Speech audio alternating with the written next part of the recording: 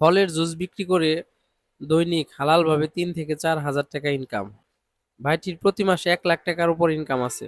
উনি এখান থেকে ব্যবসা করে ওনার গ্রামের বাড়িতে একটা কৃষি খামার করছে।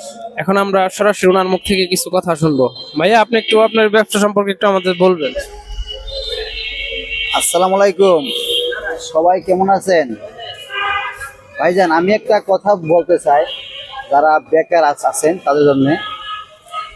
এখন যারা বেকার আছেন তাদের উদ্দেশ্যে আমি বলতেছি, এখন আমার মতো আপনারা একটা ব্যবসা নেন।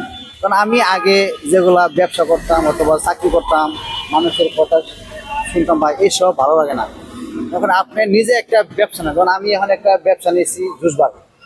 এখন আমার জুস, আমার দোকানে পেঁপে আছে, শিমুল লেমুল আছে, অ্যালোভেরা আছে, হালুয়া আছে, জিনসিন আছে, মোটামুটি অনেক আইটেম আছে। আপনারা চাইলে একটা ফুটপাতে অথবা একটা দোকান নেন, অথবা জুসের দোকান নেন, অথবা পান সিগারেটের দোকান নেন, অথবা গেঞ্জির দোকান নেন, অথবা আপনার ইয়ার দোকান নেন, ঠেঙ্গা বেচেন, ফল বেচেন, আপনার যে কোনো একটা ব্যবসা নেন। আপনারা মনে করে নিজেদের পায়ে আপনারা দাঁড়াতে পারবেন।